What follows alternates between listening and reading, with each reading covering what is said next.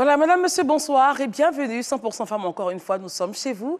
Merci de nous accueillir. Aujourd'hui, nous sommes avec Konaté Fatoumata, mais on l'appellera Fatim sur ce plateau.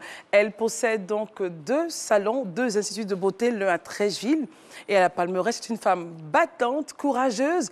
On aura donc son histoire. Restez en notre compagnie pendant que nous allons la chercher. Hello, Fatoumata. Elle est toute belle. Bienvenue. Comment ça va? Ça va. Alors, prenez place. OK. Alors, ça va à la maison, les enfants, monsieur, tout le monde va bien. Alors, on a juste un petit questionnaire pour vous, juste histoire de savoir qui est Fatim. On dit Fatim ou Fatimata? Moi, on dit Fatim. En famille, c'est Fatoumata. Mais au boulot? Au boulot, c'est Fatim. Tout le monde me connaît sous le nom de Fatim. Fatim, d'accord. Donc, restons boulot. Fatim, voilà. Alors, Fatim, quel est votre jour préféré? Le jeudi. Dans la semaine, jeudi. Oui, jeudi. D'accord. Et seconde question, quelle a été votre plus grande joie dans votre vie? Ma plus grande joie, c'est le jour où Dieu a pu me donner 25 000 francs pour ma mère. Wow. Oui, ce jour-là, j'étais très contente et je n'ai pas pu oublier ce jour. OK. Voilà. C'est resté gravé. Et puis, c'est un jeudi. Un jeudi en plus. Alors, quelle est votre plus grande qualité? On me dit que je suis une bosseuse, que je travaille dur.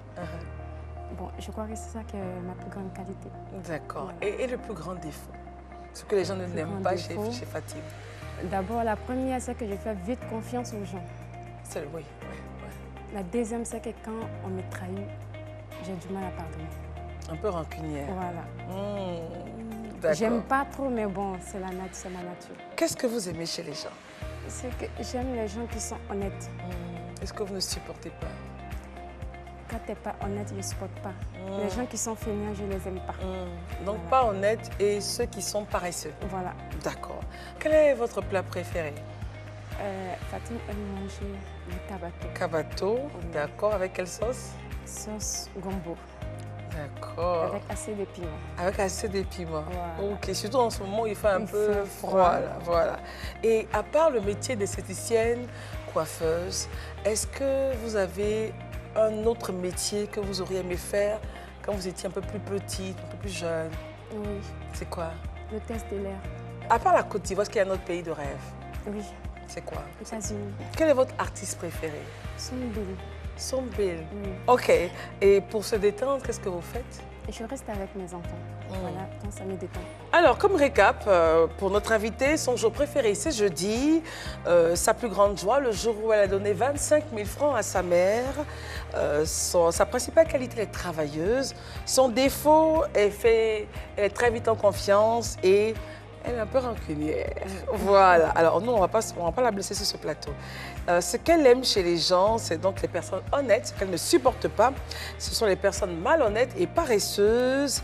Son plat préféré, le cabato à la sauce gombo. Alors, pour ceux qui nous regardent hors de Côte d'Ivoire, qui se demandent, bon, le cabato, c'est quoi?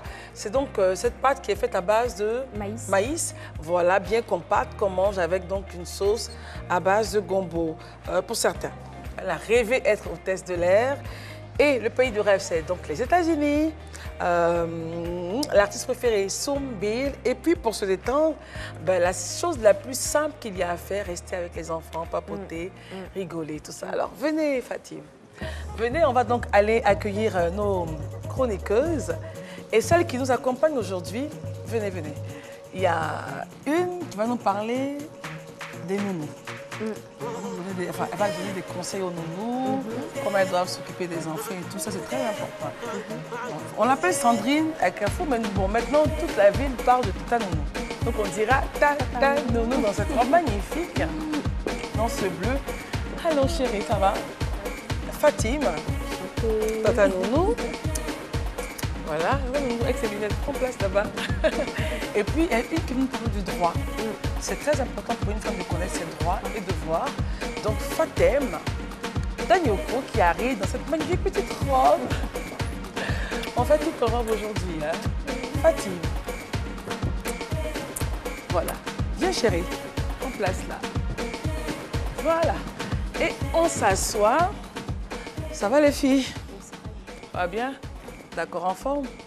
OK. C'est avec un plaisir renouvelé qu'on se retrouve tous les jours, du lundi au vendredi sur RTI 2 pour cette émission de 100% Femmes. Aujourd'hui, donc, notre invitée Fatim est là. Je rappelle qu'elle possède 2 salons, 2 instituts de beauté, l'un à Treichville et l'autre à la Palmeraie. Et puis, nos chroniqueuses qui nous accompagnent. Fatim qui nous parlera donc du droit d'information imposé aux prestataires de services. Et puis, comme à l'accoutumée, Tata Nounou va encore donner de très bons conseils aux nounous pour que la famille se porte bien. Enfin, voilà un peu le plateau que nous vous réservons ce soir. Encore une fois, merci de nous accueillir chez vous. Merci de vos réactions sur la toile. Et encore bienvenue. Alors, Fatim, ça va? Oui, ça va. Pas trop stressée, ça va? Ça va. Elles sont gentilles, les 2 dames. Elles sont sympas, surtout celle qu'elle a là. Elle est très sympa. Alors, parlons un peu de toi. Alors, on va dire toi ou vous, c'est selon. Qu'est-ce qu'on fait? On reste dans le vous ou dans le toi? Dans le toi. Dans le toi, c'est mieux? C'est plus simple. C'est plus simple. Oui. D'accord, ma chérie. Il n'y a pas de souci. Alors, tu es mariée, tu es fiancée, tu es célibataire, tu es en voie, tu es en observation. C'est quoi le terme exact? Mariée coutumièrement. Mariée coutumièrement, oui. D'accord. Et pour le civil, c'est quand on se prépare? Civil, voilà, ça c'est bon. Alors, et parlons études. Tu as fait quel est ton parcours scolaire? Je ne suis jamais allée à l'école. OK. J'ai appris comme ça. Tu as appris comme ça. Et justement, c'est là où ton histoire est intéressante parce que ça va permettre aux autres femmes de se dire « Waouh, elle a 2 instituts de beauté, elle n'est jamais allée à l'école, comment elle a fait ?» C'est que moi aussi, je peux y arriver dans la vie. Et on va arriver à cette histoire. Est-ce que tu as connu des moments difficiles dans la vie? Très, très difficile. Très difficile. Très. C'était dur. Je ne demandais pas d'argent à quelqu'un. Pour manger, c'était compliqué. Voilà. Je marchais d'Adjamé jusqu'aux 2 plateaux pour aller travailler. J'avais à peine 19 ans. Et tu marchais d'Adjamé jusqu'aux 2 plateaux. Jusqu'aux 2 plateaux. Et là, j'avais une collègue qui, au retour, c'est elle qui m'aidait. Le transport. Voilà, payait mon transport pour que je rentre à la maison. Puis ben, voilà. C'était difficile, mais j'ai pu m'accrocher. Il y a ma mère qui m'a mise au monde qui est là, qui est à Bongouanou. Et il y a ma mère qui m'a élevée qui est là. Elle ne va pas tout le temps s'occuper de moi. C'est clair. Donc, il faudrait bien que j'arrive à me mettre dans quelque chose. Donc, j'ai demandé à ma soeur, qui s'appelle Lama, je lui ai dit, ah, est-ce que je voulais aller apprendre à faire la couture, ça ne te dit pas? Elle dit, vas-y. Elle dit, bon, va ton ami Théo, je vais aller faire la couture. Je suis allée une première fois, une deuxième fois. Bon, au lieu de faire la couture, je me promène, je ramasse des tiges de bananes, je pile, je fais sortir les cheveux. Mais qu'est-ce qu'il y a dans ces tiges de bananes, au fait? Voilà. Les tiges de banane, quand on pile, ça te fait des mèches. OK, d'accord. Donc, je prends les mèches. Quand je pile, ça sort, je presse bien, j'enlève l'eau. Puis, j'essaie de sécher. Et puis après, je fais les tresses. Ah, d'accord. Le gars, il me regarde, il dit, mais toi, tu es venu apprendre, mais qu'est-ce que tu es venu faire? Les tiges de banane. Je dis, moi, mais je ne sais même pas ce que je fais ici. Hein. Il dit, tu sais, tu aimes trop tresser. Va apprendre à faire la coiffure. Il m'a toujours me dit ça. Bon, un jour, ici, rester à la maison. Il dit, bon, j'allais rester à côté de la tante de ma copine. Elle a fait des tresses, il est resté là-bas. C'est comme ça que je suis restée. Et puis, regardez un peu. En faisant des tresses, je l'aidais et puis c'est parti. Alors, Fatim, aujourd'hui, tu nous parleras du devoir d'information réservé aux prestataires de services. Oui. Bah, écoute, lève-toi et rejoins le plan de travail dans ce magnifique décor vert. Merci. Bonsoir à toutes et à tous. Très souvent, nous contractons pour l'achat d'un bien ou encore, il nous arrive de solliciter les services d'un prestataire. Sachez qu'à tous ces professionnels, il est imposé un devoir d'information. D'où notre thème de ce jour, le devoir d'information imposé aux commerçants ou encore aux prestataires de services. Alors concrètement, que renferme cette notion de devoir d'information? Le devoir d'information renferme l'obligation pour tout professionnel, vendeur ou encore prestataire de services, de renseigner le client, de conseiller le dit client. Et dans le troisième point, de le mettre en garde. Donc, il s'agit de renseigner le client, le conseiller et le mettre en garde. Et aussi, en tant que vendeur, vous ne devez pas seulement exécuter les commandes du client. Il faut aussi le prévenir de des dangers qui pourraient avoir par rapport à sa commande. Exactement, des dangers. Et aussi, lorsqu'un client vient se présenter à vous et qui demande un bien ou encore un service, lorsque vous n'avez pas ce bien, lorsque vous n'avez pas tout ce qu'il vous demande, il faudra le prévenir pour dire que, ah, monsieur ou madame, on n'a pas ce que vous nous demandez. Ce n'est pas la peine de lui vendre un semblant, comme on le dit ici à Abidjan. Voilà. Une copie, en fait. Voilà, une copie. Alors, dans le cas d'un prestataire de services informatiques, lorsqu'un client vient le voir, vous dit par exemple, j'ai besoin de réinitialiser mon appareil. Il est important pour ce prestataire professionnel en informatique de prévenir le client des dangers ou encore des conséquences d'une réinitialisation. C'est clair, on perd par des exemple, données. exactement, la perte de nos données.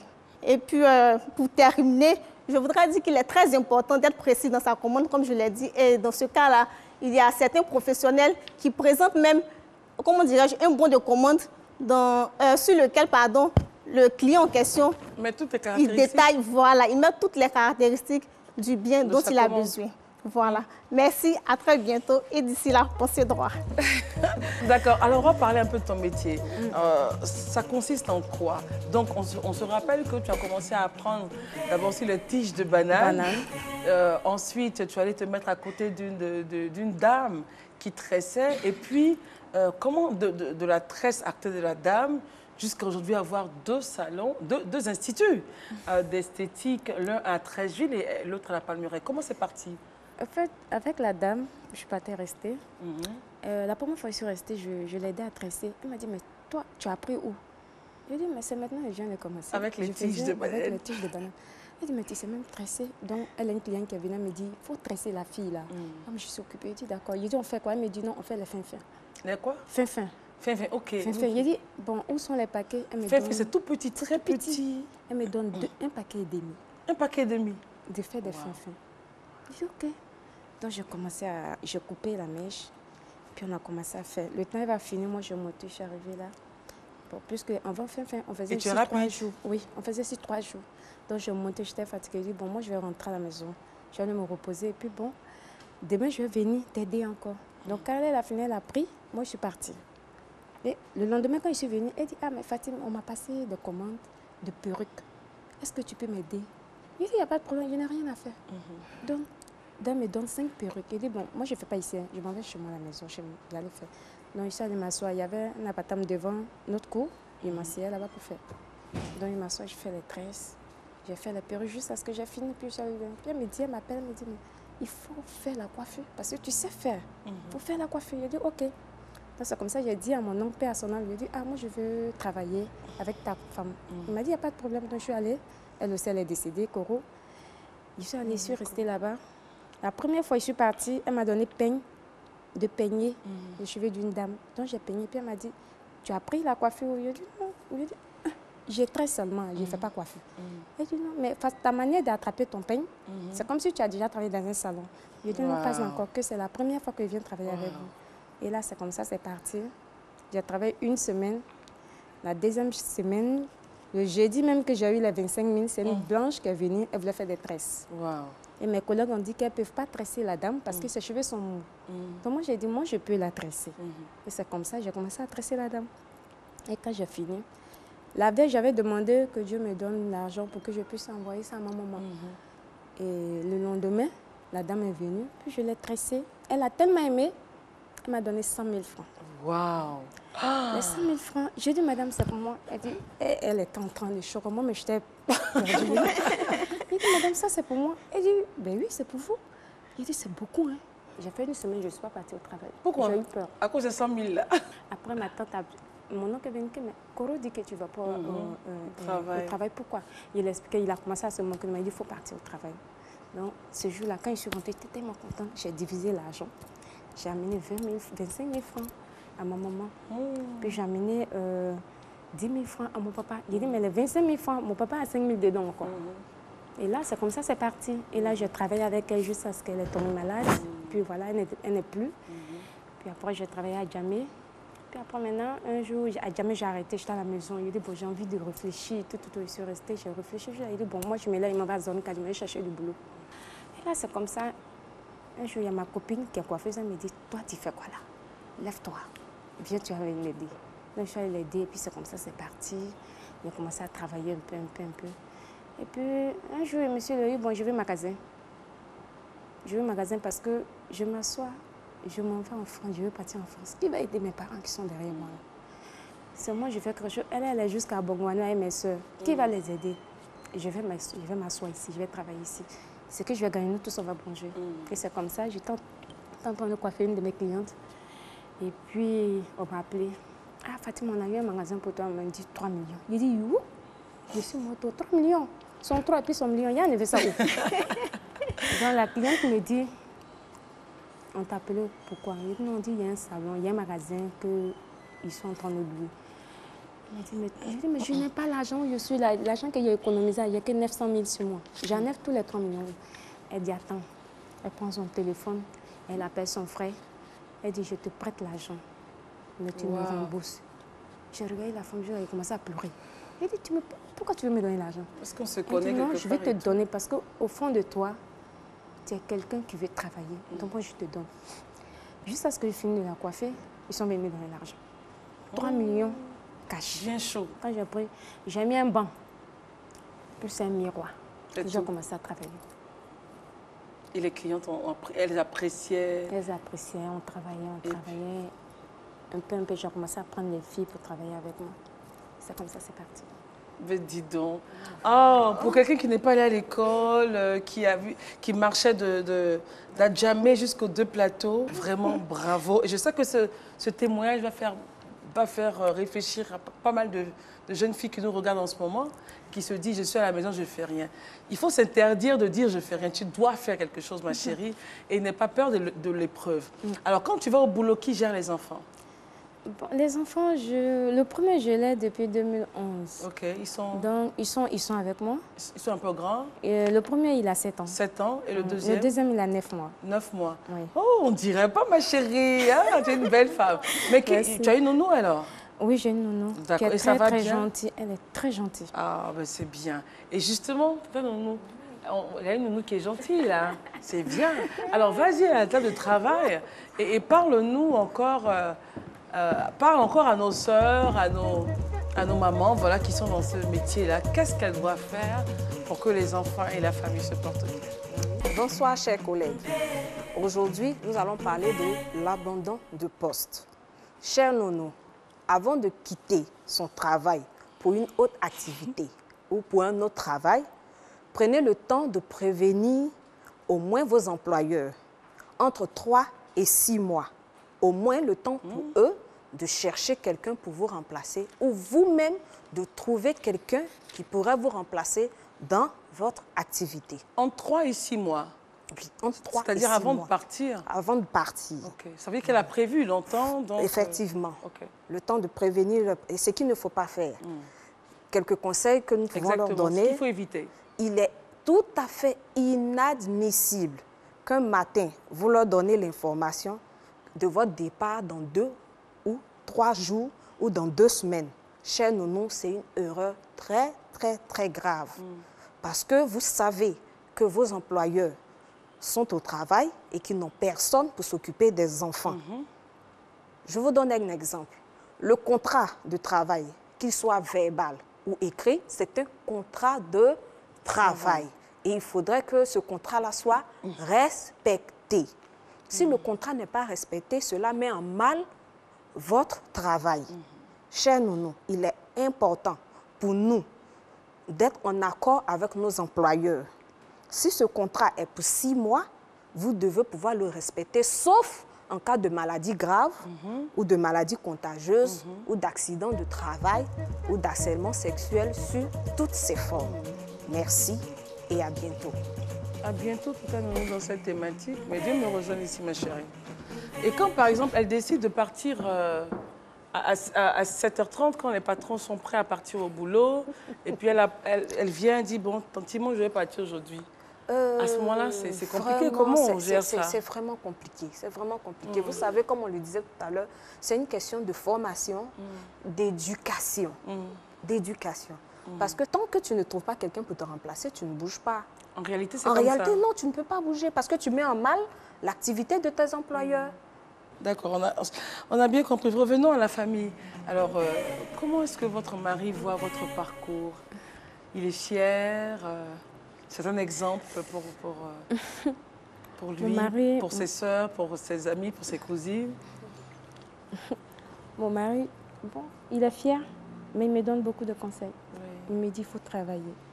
C'est pas parce que tu es femme, tu ne peux pas travailler. Je t'ai connue, tu travailles. Oui. C'est pas parce qu'aujourd'hui, toi et moi, on est mariés, je vais te dire non, tu fais pas ci, tu fais pas ça. Tu travailles.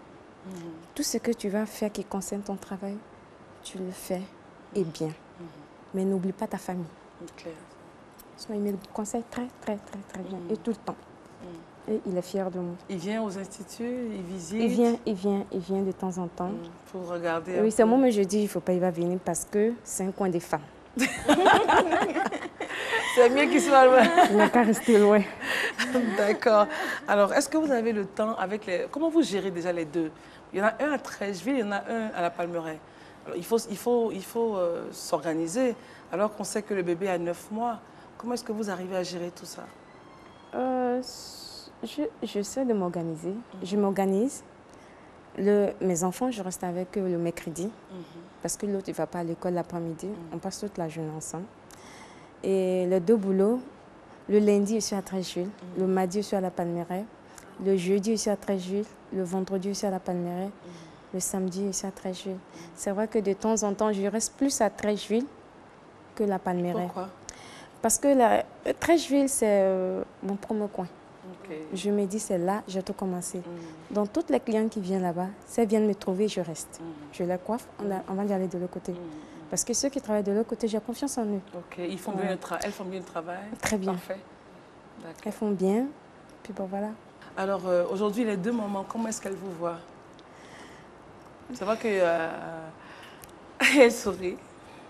Elles sont fières? Bon, je dirais qu'elles sont fières. Même si elles ne me disent pas, parce qu'elles se disent que si elles me disent qu'elles sont fières de moi, je vais changer, non, mais bon, je sens qu'elles sont fières de moi. Je sens qu'elles sont fières. Est-ce que vous vous dites, je suis au bout de mon chemin ou je suis arrivée? Je ne suis pas encore arrivée.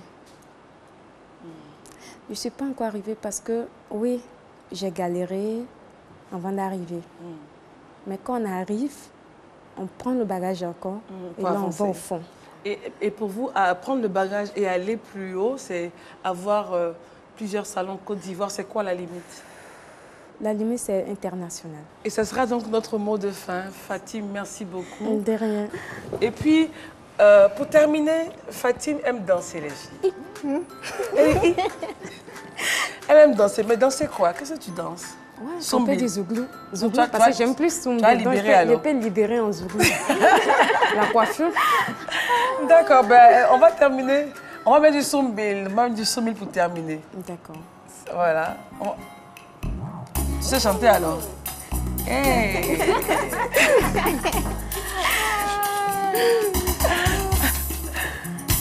Mais ma voix est rouillée, comment je chante? C'est pas grave, non, c'est pas grave. C'est rouillé, c'est pas grave. Avançons. Patène qui devant nous, que tu ne veux pas danser. Voilà, alors, comment on chante? Aimer les autres, c'est d'aimer Dieu. Aimer les autres comme soi-même, c'est d'aimer Dieu. Aimer ton prochain, tu auras la paix du cœur. Aimer les autres, c'est d'aimer Dieu. On peut danser maintenant. On peut danser.